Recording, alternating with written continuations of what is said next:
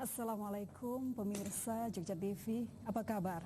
Meskipun hari-hari sekarang ini kadang tidak bersahabat, cuaca panas, hujan dan mendung, tetapi saya berharap kebahagiaan hadir dan ada di rumah Anda. Bersama saya Evi Dawati akan menemani pemirsa selama 60 menit ke depan dalam acara Oase. Kali ini kita berbicara tentang sembuh dengan kekuatan jiwa.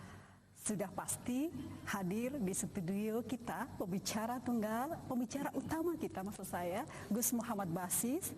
Kemudian yang kedua adalah Ustadz Ismadi, Penghusodo Padepokan Bakti Nusantara. Dan yang ketiga adalah Dr. Andes Henry Sukirdi MKes, Direktur Akbid Yogyakarta. Kami menunggu interaksi Anda pemirsa di 451-666-451-777. Nanti pada sesi kedua dan ketiga kami menyediakan hadiah yang menarik untuk Anda. Seberapa besar sebenarnya kekuatan jiwa bisa menjadi terapi bagi kita pemirsa? Langsung saja kita temui Gus Muhammad Basis. Iya, Assalamualaikum Gus Muhammad Basis, juga Ustadz Ismadi dan Pak Henry. Iya, apa kabar? Ini semoga baik-baik semuanya. Iya Gus. Menarik Gus, kemarin kita sudah ngobrol tentang terapi kekuatan jiwa dan sekarang bagaimana menerapkan kekuatan jiwa itu bagi penyembuhan diri dan orang lain. Monggo, silakan Gus. Terima kasih Mbak Evi dan selamat sore Sugeng Sonten para pemirsa Jogja TV dimanapun Anda berada. Alhamdulillah kita bersua kembali di episode sekian. Sebelum saya mengajak para pemirsa untuk kita bersama-sama kita melanglang jiwa untuk melakukan penyembuhan diri sendiri. Marilah kita bersama-sama pada para pemirsa, kita berdoa untuk kedua orang tua kita, untuk para leluhur kita. Semoga beliau-beliau yang sudah wafat atau masih hidup, beliau diberi berkah, rahmat, anugerah oleh Allah SWT.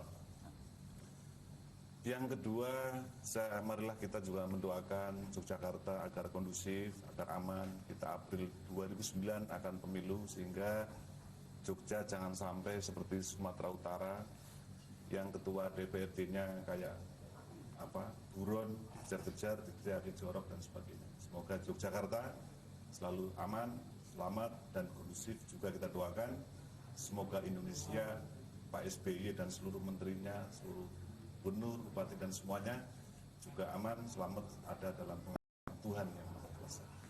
Tidak lupa juga saya berdoa semoga para pemirsa seluruh yang menonton kami ini semoga juga dijaga, dikawal, dirahmati, diridhoi, diberkahi dan apapun yang dikabulkan hajatnya oleh Allah Subhanahu wa taala, Tuhan yang Maha Kuasa. Amin. Para pemirsa, agak menarik tema sekarang yaitu kita sembuh dengan kekuatan jiwa atau soul power therapy atau terapi kekuatan jiwa, soul power therapy. Mungkin karena hari ini atau mungkin minggu kemarin ini baru kedua kali, para pemirsa sebagian mungkin kurang jelas apa itu soul power therapy, apa itu terapi kekuatan jiwa atau disingkat TKJ. Nanti saya bersama Mbak Evi dan Pak Henry serta Ustadz Ismadi akan membahas bersama-sama ke depan.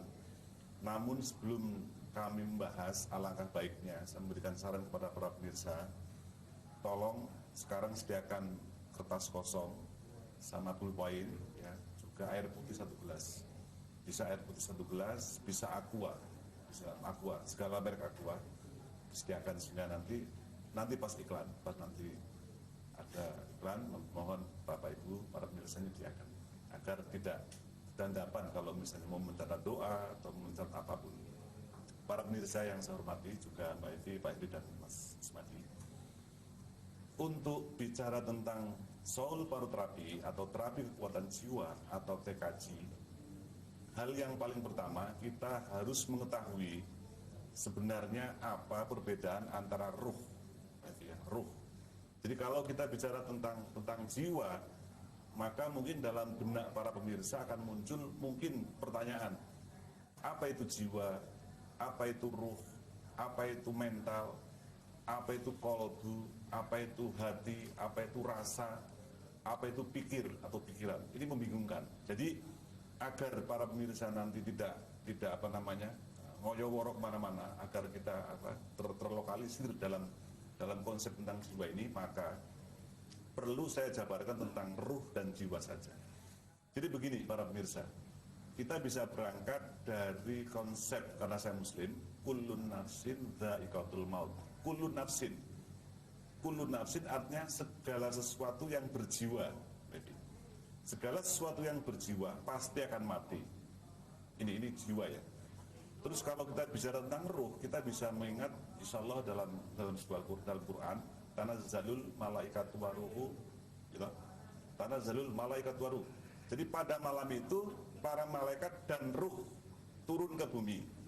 Nah, kalau kita mengartikan tanazzalul malaikatu waruh, ini para malaikat dan ruh. Ruh ini banyak ahli tafsir menafsirkan ruh ini bisa ruhnya Jibril, Ruhul Qudus atau Jibril, atau mungkin Mikail atau siapapun. Namun dalam kaitan kita bicara tentang jiwa dan ruh ini, maka kita perlu mengartikan bahwa tanazzalul malaikatur ini adalah bahwa ruh sejati. Ini mohon diartikan monggo, tapi intinya bahwa kita sebagai manusia itu mempunyai dua hal yang sangat fatal dan vital, yaitu ruh dan jiwa. Ruh menurut saya itu seperti, boleh kita mengibaratkan, mengandaikan seperti komputer. Dalam sebuah komputer itu ada apa namanya, Mbak Evi, operating system ya. Artinya bahwa sebuah komputer itu harus nyala, itu kan harus ditancapkan apanya itu, saklarnya ya, saklar itu nyala. Nah, dan setiap komputer itu mesti mempunyai aplikasi, bisa apa namanya aplikasi itu? Ya bisa Windows, bisa MS, bisa dan segala macam, Corel Draw dan sebagainya. Jadi menurut saya bahwa ruh itu seperti operating system itu, artinya komputer dijalankan atau tidak dijalankan mesti harus nancep untuk bisa sampai ke listrik. Nah, si jiwa ini adalah aplikasinya. Bisa kita mau memprogram apa, misalnya mengetik pakai MS ya, atau mungkin pakai Windows, atau mungkin bisa Corel Draw dan sebagainya, tergantung kebutuhan manusia yang akan menggunakan komputer ini. Jadi kalau kita bicara tentang ruh, itu berarti setiap manusia itu mesti punya ruh. Jelas, baik hewan, baik manusia punya ruh. Nah, jiwa terorientasikan kepada manusia. Artinya setiap manusia mesti berjiwa, dan jiwa ini merupakan aplikasi dalam setiap ruh manusia. Maka ketika manusia dilahirkan dan hidup di muka bumi, itu mempunyai jiwa. Dan jiwa inilah yang sebenarnya menuntun kita sehari-hari. Makanya kullun nafsin dha'iqatul maut, artinya setiap yang berjiwa pasti akan mati. Nah, kalau kita kembali ke jiwa, maka kita bisa melihat kenapa ada orang ya, ada yang jadi perampok, ada yang jadi garong, ada yang jadi jambret, ada yang jadi mucikari dan sebagainya. Ada juga manusia yang ada yang jadi kiai, ada yang jadi pendeta, ada yang jadi wali, ada yang jadi nabi dan seterusnya. Nah, ini mengapa? Nah, persoalan ini berarti kita akan sampai kepada jiwa manusia, artinya secara psikis, secara psikis spiritual, secara kejiwaan spiritual, mengapa manusia ada yang hebat dan mengapa manusia ada yang sangat jahat, ada yang sangat baik dan ada yang sangat jahat. Ini dulu sementara Mbak Evi, nanti kita kembangkan.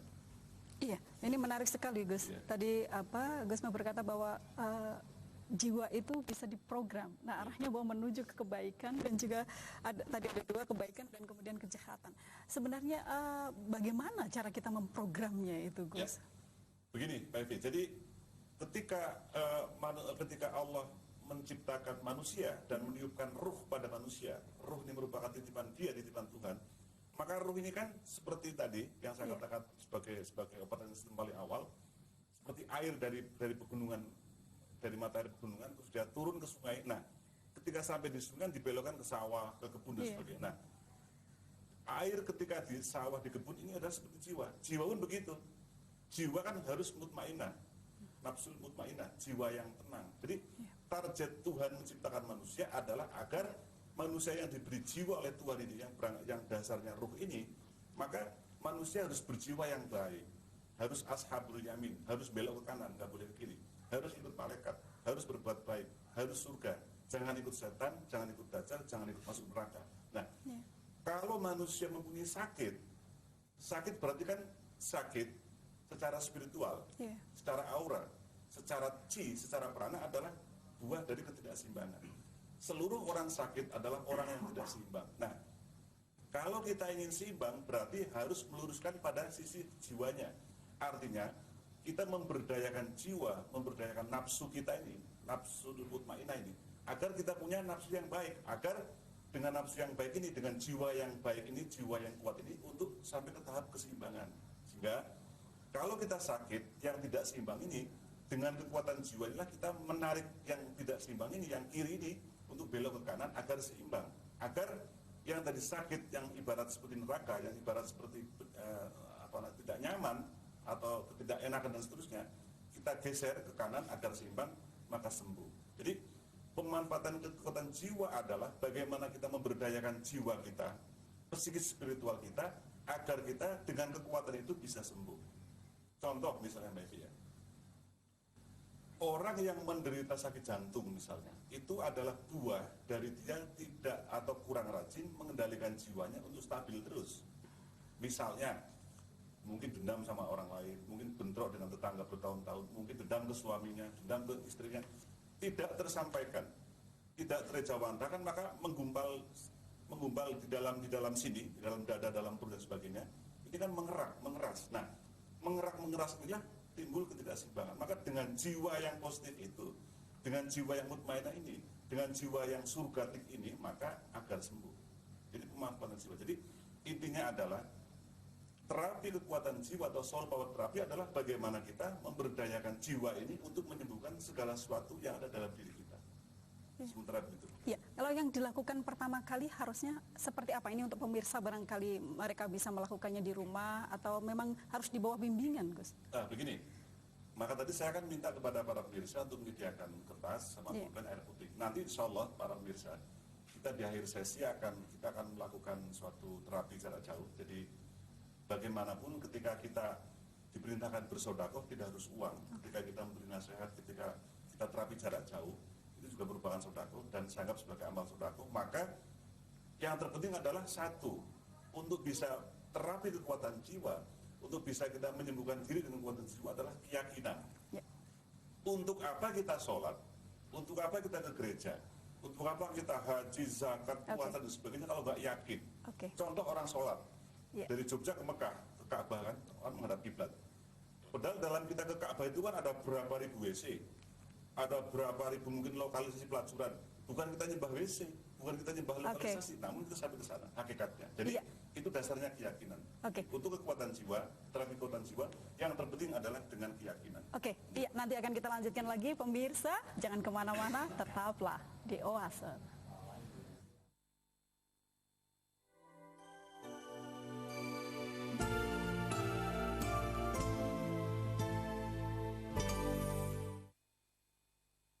Pakai ini aja Mbak, dijamin wajah Mbak bisa mulus dalam 2 minggu. Enggak Mbak, pakai ini aja, wajah bersih dalam 7 hari. Yang lain pada sibuk ngobrol janji, tapi Cepuk malah kasih bukti. Dicari 100 orang yang bermasalah dengan kulit wajah dengan kriteria bagi Anda yang sudah melakukan bermacam-macam perawatan tapi belum berhasil. Cepuk akan memberikan perawatan gratis sampai tuntas. Kirim data diri, foto wajah terbaru dan sertakan kemasan Cepuk. 5 orang yang beruntung akan berkesempatan menjadi model iklan Cepuk. Cepuk memberi bukti bukan janji. Jadi mahasiswa yang dari mal dan mahasiswa dan pengabdian. Saksikan program UNS Menyapa Selasa 10 Februari 2009 pukul 17 sampai dengan 18 bersama Prodi Matematika dan Fisika Fakultas MIPA UNS Solo.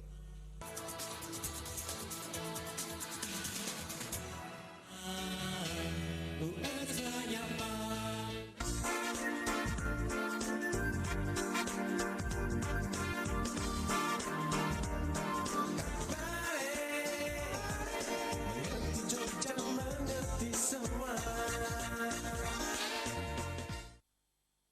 Koran Radar Jogja Jawa Pos Group kini hadir semakin mantap. Benar-benar koran modern, koran dinamis. Berita-beritanya cerdas, lugas, tegas, dan tuntas. Rubrik makin menarik sesuai segmen pembaca dan pasti menyegarkan. Kini harga semakin terjangkau. Untuk iklan, hubungi 0274 556 551. Langganan 0274 562 597. Radar Jogja, selalu ada yang baru.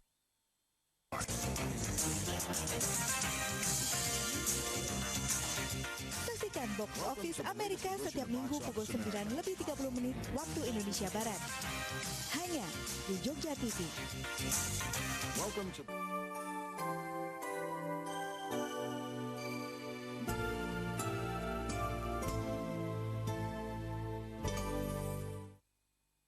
Bahagia saya pemirsa, Anda masih bersama kami di Oase. Silakan Anda menelepon ke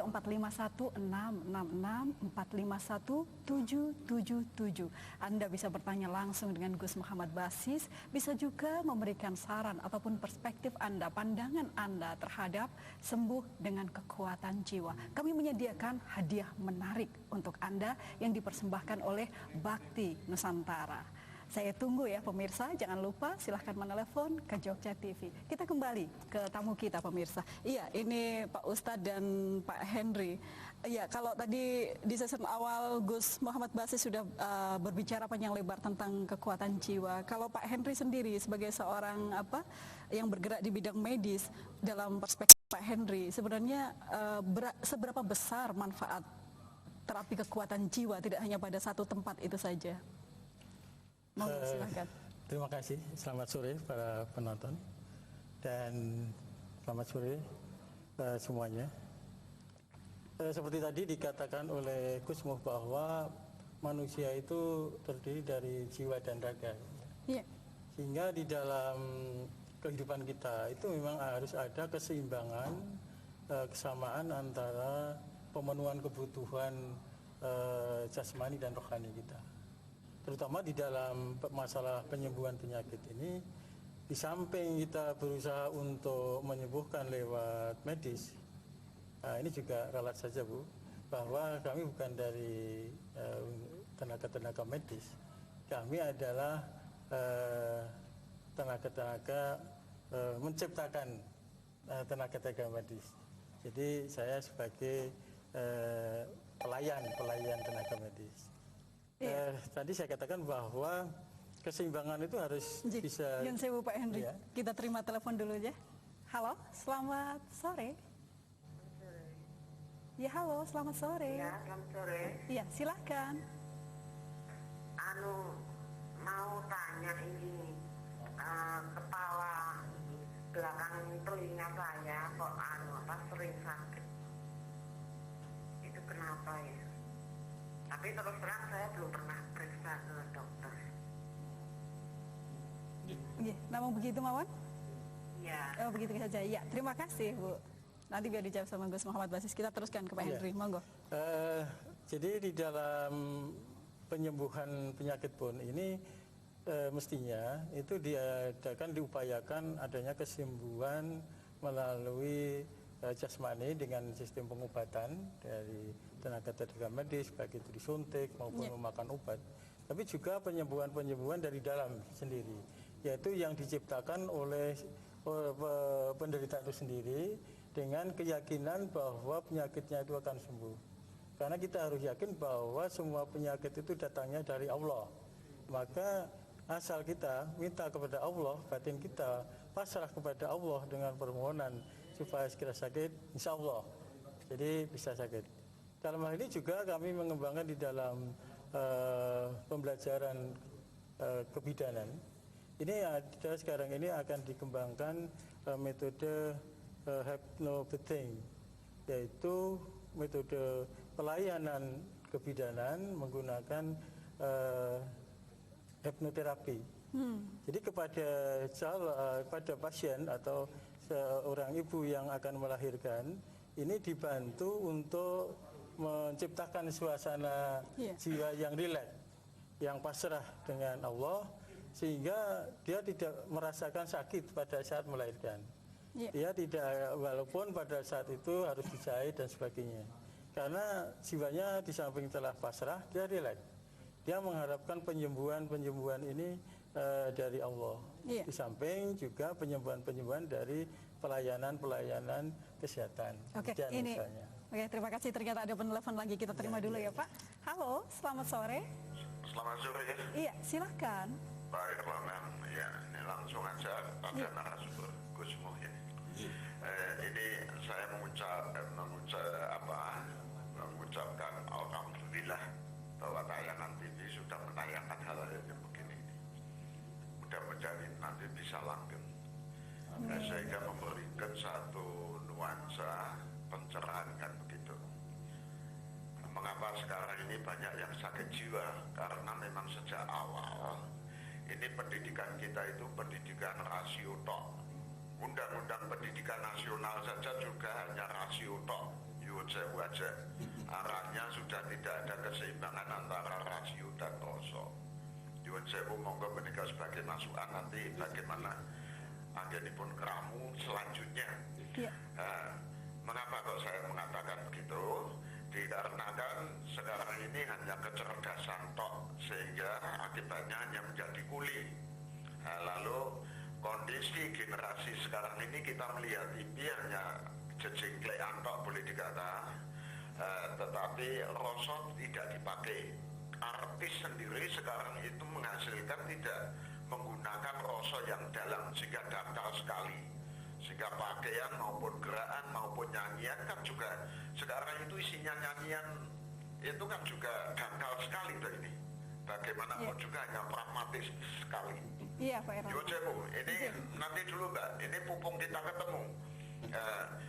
Selanjutnya dalam hal ini anak-anak generasi sekarang ini maupun orang tua ini tidak mendapatkan asupan roh yang betul-betul memadai, lalu mendapatkan asupan secara ilmiah ya seperti itu, lalu asupan di pengajian malah justru sebanyak yang salah kedaden, di mana pakaiannya pakai cadar sehingga kita tidak tahu rupa niki kaya ngopo dan sebagainya. Ngoce Mbak, ketemu masukan dalam hal ini sehingga terjadi salah kedaden antara rasio dan rasa tidak imbang sehingga terjadi suasana seperti ini. Monggo Gus, nanti untuk selanjutnya kita bisa matur nuwun Pak Erlangga. Matur nuwun sangat. Iya. Ini menarik sekali ya Gus. Nanti ke Pak dulu, ke Pak Ustadz setelah Pak Henry tadi. Pak Ustadz, kalau Pak Ismadi selama ini pengalamannya bagaimana? Bercerita sedikit dengan pemirsa. Pada pemirsa sebelumnya, Assalamualaikum warahmatullahi wabarakatuh. Allahumma sholli ala sayyidina Muhammad. Ya, untuk pengalaman saya, jadi dibacakan oleh Bapak siapa tadi? Pak Henry. Pak Henry ya, tadi menyinggung masalah medis ya. Itu pengalaman saya untuk penyembuhan ya. Penyembuhan ini malah justru kadang sehabis ke medis kok belum sembuh. Nah itu dalam medis belum sembuh, maka terus ketemu dengan persatuannya Gusmu ya. Itu setelah itu hatinya begitu. Yang penting dari hati. Dari hati kita ketuk dulu bagaimana hatinya. Dalam hati ini nanti terus menuju ke pikiran yang seluas mungkin ya. Nanti setelah itu hatinya kita ketuk, baru kita masuki doa. Itu dari doa nanti kita bisa menimbulkan penyembuhan tersendiri. Tapi dari sekian banyak pasien itu rata-rata semuanya sembuh ya, Pak Ustadz? Alhamdulillah ini bahkan keluhan-keluhan dari istilahnya putus asa dari medis terus kita terima dengan senang hati. Bisa dari Bakti Nusantara ini memberikan doa. Oke, iya. Terima kasih. Ini ke Gusmu lagi nih Gus. Banyak sekali pertanyaan tadi yang sudah numpuk. Monggo silakan. Ya, terima kasih. Doana itu di kepala belakang sakit itu banyak hal. Bisa karena salah tidur, bisa banyak pikiran. Tapi intinya adalah tidak seimbang. Ketidakseimbangan. Jadi kasus Bu Ana ini, kalau misalnya ingin sembuh dengan kekuatan jiwa, dengan sistem soul power terapi, ya pejamkan mata, terus berdoa. Doanya sederhana, wa idza maridtu fahuwa yashfin. Nanti saya catatkan, makanya saya minta tolong tadi kertas makubin itu. Wa idza maridtu fahuwa yashfin itu kan ucapannya Nabi Ibrahim di Quran itu, bahwa dan bila aku sakit, maka yang menyembuhkan hanya Tuhan, hanya Allah, bukan dokter, bukan spesialis dan sebagainya, bukan dukun, bukan tabib, tapi langsung Tuhan melalui melalui dokter, melalui tabib, melalui saya, melalui Pak Is dan seterusnya. Jadi ini harus dimengerti. Jadi terapi kekuatan jiwa adalah intinya pada keyakinan. Yang kedua kepada ada kendaraannya, yaitu doa, wa idza maridtu fahuwa yashfin, dan bila aku sakit maka yang menyembuhkan hanya Tuhan. Ini diyakini. Dan yang ketiga, kita jangan lupa bahwa segala sesuatu datang dari sana, dari Tuhan. Maka tentunya yang menyembuhkan Tuhan. Jadi Jadi contoh kayak Nabi Musa, suatu ketika kena sakit gigi, cemut-cemut nggak karuan, terus berdoa kepada Tuhan, diberi ilham, diberi firman, diberi wahyu, bahwa suruh Nabi Musa diminta ngemut itu loh, akarnya alang-alang itu, kan sembuh. Nah, terus lain kali kambuh sakit giginya, tidak berdoa langsung ngemut itu akar alang nggak sembuh. Musa tanya ke Tuhan, loh Tuhan kenapa saya nggak sembuh, dulu kok sembuh loh. Dulu yang pertama kamu enggak ya, kamu takzim sama saya, kamu berdoa saya tak sembuhkan. Yang kedua kamu serangapan nggak karuan, celele itu orang Yahudi kan celelaan ya. Orang sembuh nggak mari. Jadi ternyata yang membedakan sembuh dan tidak berdoa. Jadi kekuatan jiwa adalah bagaimana kita meyakini doa sebagai penyembuh kita. Itu jadi Bu Ana tadi, nanti bersama-sama pada sisi terakhir saya akan membimbing para pemirsa untuk kita terapi jarak jauh. Terus yang Pak Herlambang ya tadi asupan spiritual, memang kita perlu seimbang tiga itu ya, kecerdasan intelektual, kecerdasan emosional, kecerdasan spiritual atau kecerdasan jiwa ini harus seimbang. Jadi kalau kita buat segitiga bahwa Tuhan di atas, ini manusia, ini jiwa. Jadi kecerdasan intelektual manusia sebagai manusia, hanya sebagai manusia. Ketika sampai ke sini kecerdasan emosional adalah bagaimana manusia berkomunikasi dengan sesama manusia, dengan hewan, dengan tumbuhan. Ketika kecerdasan spiritual atau jiwa atau rohani di sini, jadi kan arahnya begini. Ketiga ini jadi harus seimbang. Tadi Pak Herlambang mengatakan sampai kurang setuju dengan Diknas ya itu terus Pak Herlambang, tapi memang kita sudah dirasuki rasionalisme dari Barat yang sekian ratus tahun. Jadi alangkah baiknya kita sekarang ini harus kembali ke jiwa masing-masing agar kita mendapatkan kesembuhan. Itu baik. Iya, ini menarik sekali ke Pak Henry ya, Pak Henry lagi. Kalau tadi terapi kekuatan jiwa diterapkan untuk pelayanan kebidanan. Ya. Apakah dalam amatan Pak Henry bisa juga diterapkan ke hal-hal lain?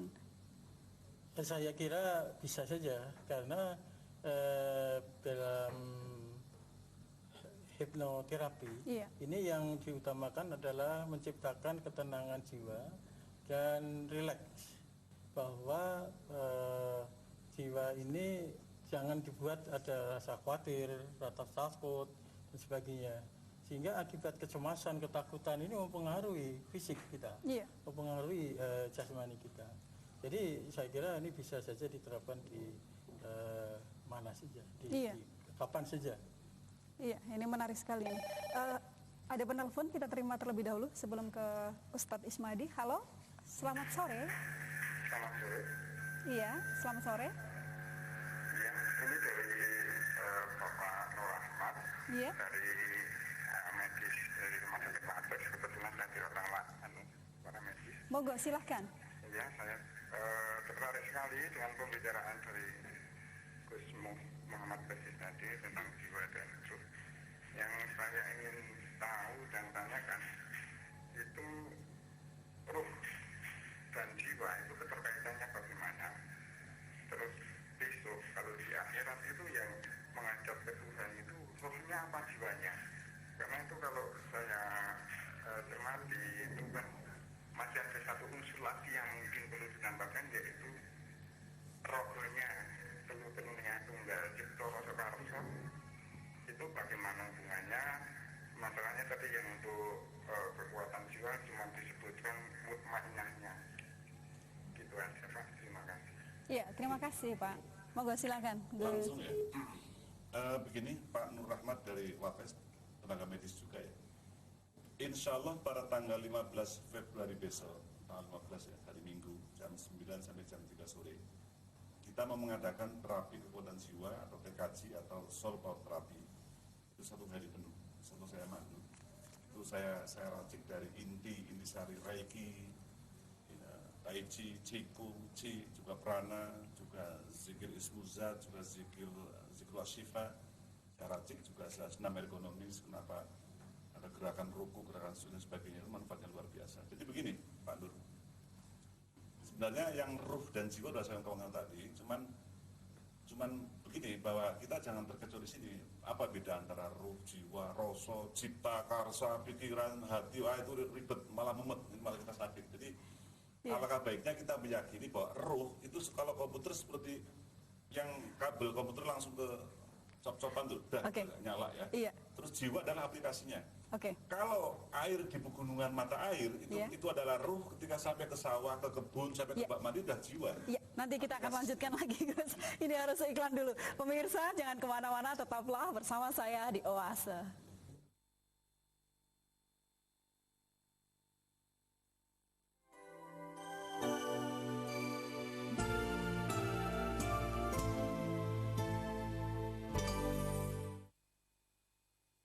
Ada krim anti-aging untuk mencegah penuaan dini, krim anti-akne untuk jerawatnya ada, Mbak. Bleaching cream atau whitening creamnya ada, Mbak. Lotion anti wrinkle-nya, Mbak.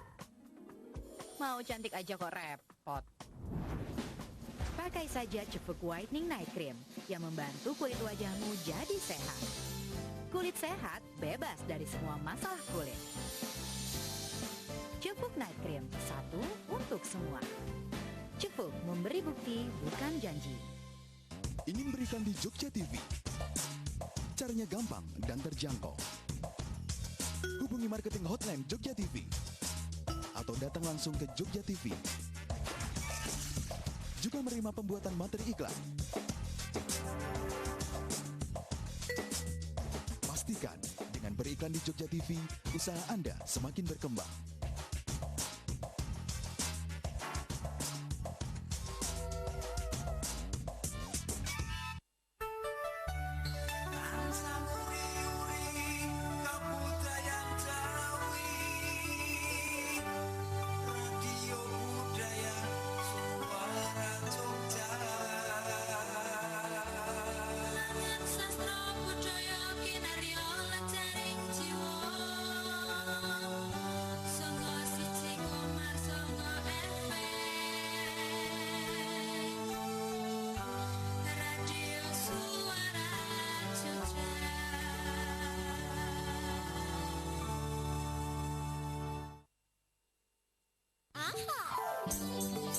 Saksikan Dendang You setiap minggu pukul 16 waktu Indonesia Barat.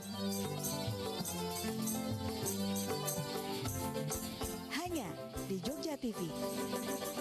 Saksikan Cafe Musik Sinja 2560 menampilkan Jogja Voice featuring Parayuda,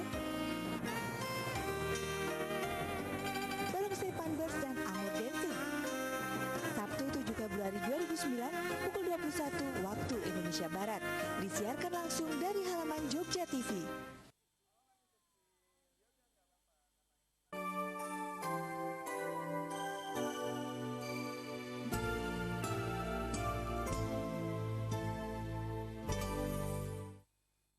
Terima kasih Anda masih bersama saya pemirsa. Silakan Anda menelpon ke 451-666-451-777. Kita sedang berbicara tentang sembuh dengan kekuatan jiwa. Kami menunggu telepon Anda pemirsa. Karena apa? Karena kami menyediakan hadiah yang menarik untuk Anda. Ya, ternyata ini ada penelpon, langsung kita terima. Halo. Assalamualaikum. Halo. Selamat sore. Iya, selamat sore. Assalamualaikum. Waalaikumsalam. Monggo. Ya, saya mau langsung ke Bapak Muhammad Gusmo. Iya, Gus Muhammad Basis. Silahkan Bu. Iya. Ini Pak, saya kok ini akhir-akhir ini kok sering punggung saya sakit ya. Kenapa ya? Terus itu yang ke pertama, yang kedua saya sering merasa kayak hampa gitu Pak. Kenapa ya? Halo. Iya, iya. Kami mendengarkan Ibu, silakan. Iya. Begitu saja? Iya. Saya ini tuh Pak mau minta doa-doa. Kenapa kok kadang doa kita itu belum dikabulkan gitu? Karena saya merasa ada apa gitu. Iya. Ya udah kita aja. Jadi mengatakan, terima kasih Bu. Selamat sore, waalaikumsalam. Iya, monggo ini langsung ke Gusmu dari apa menjawab tadi yang tadi masih menyambung Pak Nur Rahmat dari atas bahwa nantinya menghadap ke Tuhan adalah ruhnya. Jadi ruh itu berangkat suci, kembali harus suci. Ketika ruh itu dititipkan ke manusia seperti mata air di pegunungan itu suci, tapi ketika mata air ke sungai ada yang buang sampah, ada yang BAB di situ, ada yang buang bangkai jadi kotor. Jiwa juga seperti itu. Kita harus dibersihkan dengan doa dan agama. Keyakinan suci, keyakinan yang kanan, agar kita ashabul yamin, golongan kanan. Nah, jadi ya Pak Nur yang menghadap tuh ruhnya. Dan ketika nanti menghadap itu kan tangan bicara sendiri, mata bicara sendiri, telinga bicara sendiri, perut bicara sendiri, kelamin bicara sendiri. Itu tanggung jawab masing-masing. Jadi jiwa yang dirusai, jiwa yang kotor, dibersihkan dengan keyakinan yang kanan, doa yang kanan positif, dan agama yang kanan. Jangan yang aliran sesat kayak Peteng Buwono, Peteng itu telempos ya, telempos Buwono itu orang mendem, jangan diikuti. Jadi terapi kekuatan jiwa adalah mengandalkan kekuatan batin, kekuatan jiwa, kekuatan rasa boleh, kekuatan mental boleh, dan seterusnya. Di mana dengan keyakinan kita dengan Tuhan, dengan Allah, yang dengan doa tersebut, maka semuanya jadi seimbang. Tadi Mbak yang terakhir mengatakan punggung sering sakit, terus sering hampa. Tidak usah Mbaknya, saya juga sering sakit. Ya. Sering sakit punggung, sakit mencret, dan seterusnya. Terus hampa saya juga sering. Malah orang seperti saya sering hampa. Nah, ketika kita merasa hampa, ketika kita merasa cemas, ketika kita merasa bete dan seterusnya, jalan keluarnya satu. Kita semedi. Semedi itu bahasa Jawa ya, tapi bahasa Arabnya ya kholwat, ya riyadho, ya uzlah ya. Seluruh nabi, seluruh wali berangkatnya dari tirakat. Muhammad ya, ketika itu masyarakat Quraisy bejat, dia kan di gua Hira, nyepi 40 hari. Musa juga demikian, dia gelisah, dia cemas ke Gunung Tursina 40 hari. Nabi Daud juga begitu. Gara-gara dia istrinya banyak, terus naksir istrinya prajurit, terus ditegur Tuhan, dia sujud 40 hari. Kholwat, uzlah, riyadho, dan seterusnya. Nah, kegelisahan harus dilawan dengan kekuatan jiwa untuk tenang. Bagaimana caranya? Kita menarik yang kiri, geser ke kanan, agar ke tengah. Yang kanan tetap. Jadi, kita harus konsentrasi di tengah, di jantung. Kita kan punya latifah-latifah. Latifah itu ya boleh dikatakan apa ya? Kehalusan-kehalusan. Kalau dalam bahasa Sanskerta namanya cakra. Ada cakra mayor, cakra minor, ada itu cakra ajna, cakra jantung, cakra solar plexus, cakra kundalini, dan seterusnya. Kalau latifah kan ada latifah kolbi, latifah siri, latifah ruhi, latifah ini khofi, ini latifah akhfa, latifah nafsun natik, terus latifah kulul jasad, dan seterusnya. Ini kan keseimbangan perlu dicari dengan kita menyeimbangkan latifah-latifah tersebut. Nah, penyeimbangan latifah ini perlu latihan, tidak terus 1 menit bisa, nggak bisa. Jadi yang terpenting adalah keyakinan kita untuk dengan kekuatan jiwa kita, dengan kekuatan nurani kita, dengan kekuatan spiritual kita sampai ke sebuah titik yang zero. Zero ini berisi Tuhan, bukan zero kosong. Keliru kalau zero kosong.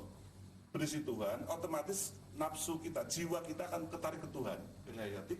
Dan ketika ketarik ke ilahiyatik itu zero, kembalilah kita ke Tuhan, sampailah ke ketenangan. Jadi kecemasan, tiap hari saya cemas. Contoh misalnya, kita akan tidur sulit, itu kan karena pikiran kemana-mana. Jalan keluarnya, ambil wudhu kalau muslim, terus duduk tenang, bersila, terus mulai tenangkan pikiran, terus wirid apa terus yang pendek, terus bernapas biasa, terus lembut begitu, ya, pikiran nggak penting dibuang, nanti kan zero, adem ayem tertidur. Bangun tidur juga begitu, pikiran banyak utang, harus nyaur bank, harus kuliah, harus bayar kuliah, seterusnya. Maka jalan keluarnya harus melakukan afirmasi batin, bahwa ketika kita melek tidur, pertama kita bersyukur, alhamdulillah saya masih hidup, saya masih punya roh, saya masih punya nafas. Yang kedua, saya hari ini harus bahagia, saya harus ceria. Yang ketiga, saya harus percaya diri, dan seterusnya. Harus percaya diri, saya harus sehat, saya harus ceria, saya harus sportif, dan seterusnya. Ini ketika kita berkata begitu ke dalam diri sendiri, maka akan ada suatu autoterapi, suatu penyembuhan sendiri. Atau dari Pak Ahiri mengatakan hipnoterapi, terapi hipno itu tidur, hipnose, tertidur, penenangan, penyelarasan, ya, pengendapan. Jadi dengan jiwa ini kita mengarahkan, mengafirmasi batin kita untuk sampai ke zero. Ke zero di adem, ayem, nol, terus kita melupakan semua, kita sampai ke harapan kita. Dan ketika kita melek terus memprogram batin kita untuk begitu, maka 24 jam kita akan begitu. Nyun sewu Gus, ada penelpon, kita terima dulu ya. Halo, selamat sore. Assalamualaikum. Waalaikumsalam. Iya, silahkan Pak. Dengan Ustaz Gusmus Muhammad. Begini Ustaz, mau nanya, jadi saya mengikuti pandangan sangat menarik. Sekarang yang saya tanyakan, bagaimana untuk membangkitkan jiwa? Mungkin ya, kalau seperti saya seorang wiraswasta, jadi sering sekali terganggu berbagai macam pikiran, baik pikiran yang secara keluarga, apalagi dalam bisnis ya. Kemudian untuk cara mengembalikan jiwa yang zero tadi, itu sekiranya kan perlu latihan Ustaz. Nah, latihan itu sekiranya yang paling pas pada waktu apa? Mungkin sore hari atau malam hari waktu tahajud atau bahkan pagi hari setelah subuh dengan baca surat al-mulk atau apa itu. Nah, mungkin Ustaz punya semacam sampel yang singkat untuk mengembalikan jiwa-jiwa yang guncang atau mungkin mudah sekali istilah maaf bahasa yang kasar pelimpan gitu, yang seperti saat ini akan pemilu banyak sekali jiwa-jiwa yang pelimpan. Nah, ini bagaimana untuk mengembalikan zero kita untuk menjadi jarok pada Roh Kudus untuk menjadikan manusia rahmatan yang langsung. Amin. Terima kasih. Iya. Assalamualaikum. Waalaikumsalam. Kita terima satu penelpon lagi, Gus. Iya, silahkan, Pak. Ibu. Halo, iya. Waalaikumsalam, silahkan. Selamat sore. Selamat sore. Gini, untuk kayak gini kayaknya emang agak bagus gitu ya. Sangat tertarik dengan mungkin yang saya buat dari Gusmo sendiri, selain nanti mungkin gimana kita bisa belajar, ada buku yang pernah diterbitkan Bapak dan saya nanti untuk bisa kita pelajari, kebetulan saya juga pendidik gitu ya, nanti bisa ngomong dengan anak itu gampang untuk menyampaikannya gitu. Selain itu kita juga ingin belajar dengan Nusel tadi dari Bakti Nusantara gitu ya. Ya, jadi nanti kita minta informasinya di mana bisa kita sampaikan dan kita nanti di akhir acara pun juga akan lanjut di mana sebetulnya untuk bisa belajar di sini. Terima kasih Gus. Iya, terima kasih. Waalaikumsalam. Monggo, silahkan Gus. Terima kasih. Jadi saya mohon kepada para pemirsa tetap menyiapkan air putih dan kertas kosong pulpen. Yang terbaik adalah besok bertemu saya tanggal 15 Februari 2009, hari Minggu jam 9 sampai jam 3 itu saya kupas habis. Itu langsung di Hotel Bintang Fajar, Jalan Perintis Kemerdekaan Nomor 7, jadi 700 meter timur terminal lama. Tapi alangkah baiknya Mbak Evi ngumumkan untuk teleponnya bisa dihubungi agar para pemirsa kan repot kalau saya harus nulis dan sebagainya. Jadi begini ya. Jadi begini aja Mbak Evi, coba saya tak menunjukkan tadi untuk menzerokan misalnya, menzerokan kembali ke nol. Ini saya andaikan teh coklat ya, itu sebagai ya ini kan jiwa. Teh coklat ini kan yang berpenyakit terus dikembalikan ke yang ke jiwa yang suci, ke ruh yang baik ya. Iya. Coba Mbak Evi nunjuk yang mana di antara dua teh botol, tidak saya sebut perusahaannya ya. Saya paling susah kalau disuruh milih dua, harus salah satu ya. Yang mana bisa ya? Ke kanan aja Gus. Yang kanan, iya. Mantep yang ya? kanan, iya. Boleh, ini berarti ini saya ambil ya. Iya. Mbak Evi itu ambil itu, bukan itu. Oh itu? Iya.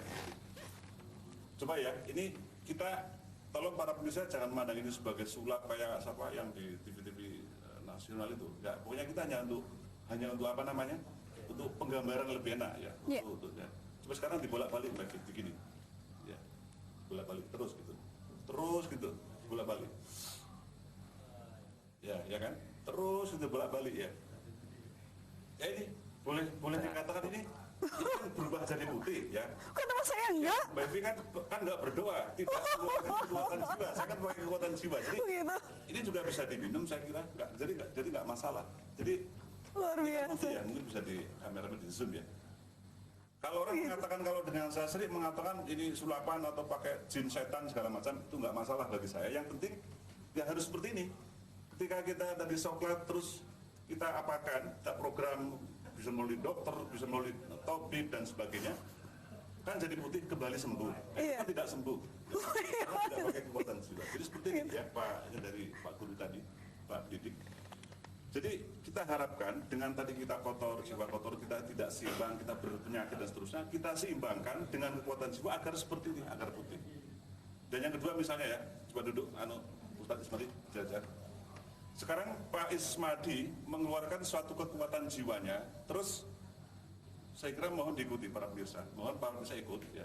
Coba, tangan tenang ya, para pemirsa begini, seperti Pak Ismadi seperti ini. Ini kan plus.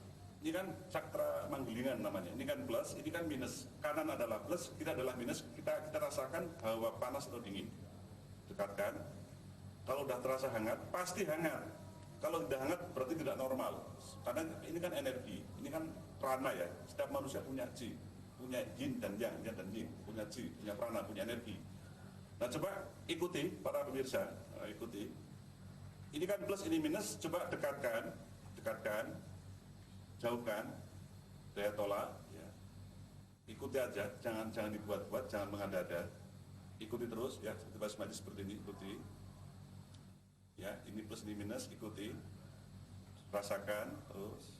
Nah, sekarang Pak Is terus, seperti mainan karet, seperti dolanan karet terus. Nah, afirmasikan batin untuk bergerak sendiri dengan cepat. Dalam hati minta cepat, secepat-cepatnya. Ini akan bergerak sendiri, para pemirsa. Terus, ini nggak bisa berhenti sebelum saya hentikan. Jadi, ya sekarang berhenti, Mas. Ya. Nah, seperti ini adalah sebuah pengerahan dan manfaatnya banyak. Ini namanya terapi kekuatan jiwa dengan hukum, mengikuti hukum kelembaman. Artinya bahwa kalau benda itu akan menggelinding terus, tidak akan bisa berhenti. Nah, manfaat terapi ini, salah satu bentuk terapi kekuatan jiwa ini adalah satu, melontarkan berbagai hal yang negatif ketika begini. Yang negatif keluar. Yang pertama, yang kedua, membunuh akar-akar penyakit. Yang ketiga, mengaktifkan cakra-cakra atau melakukan pembersihan terhadap latifah-latifah yang kotor. Yang tadi saya sebutkan ada latifah ruhi, latifah khofi dan seterusnya. Yang keempat, otomatis melakukan pembersihan ruhani dari unsur-unsur yang negatif yang mengganggu spiritualitas kita. Misalnya kita malas sholat, malas sembahyang, malas ke gereja, malas ke puri dan seterusnya. Dan yang kelima adalah mengaktifkan indera atau daya tinui kita. Nah, saya kira para pemirsa tadi Pak Nur, terus Mbak Ana dan seterusnya, kalau ini lebih jauh, ini kan baru 0,sekian%. Tanggal 15 saya ungkap habis itu A sampai Z, termasuk nanti membuang sumber penyakit, membuat benteng gaib, membuat kita lebih dekat dengan Tuhan, takut Allah dan seterusnya. Saya kira begitu Mbak sebentar. Iya, ini pemirsa luar biasa sekali hari ini. Saya baru melihatnya dan saya terkejut gitu. Kalau Anda ya pemirsa ingin bergabung dan ingin tahu tentang terapi kekuatan jiwa, Anda bisa nanti datang di acaranya Bakti Nusantara tanggal 15 Februari hari Minggu. Anda juga bisa menghubungi kantor Bakti Nusantara di Jalan Rejo Winangun 15 Yogyakarta. Kami senang jika Anda tertarik dan kemudian hadir bersama kami untuk belajar bagaimana menggunakan kekuatan jiwa untuk menyembuhkan diri dan juga memberikan manfaat bagi sekitar kita. Saya Evi Dawati. Kita sudah ngobrol banyak tadi selama 1 jam ke depan. Silahkan Anda menghubungi Bakti Nusantara untuk mengambil hadiahnya, para penelpon. Kita akan hadir setiap Sabtu jam 3 sampai jam 4 sore. Terimalah salam saya, salam Indonesia.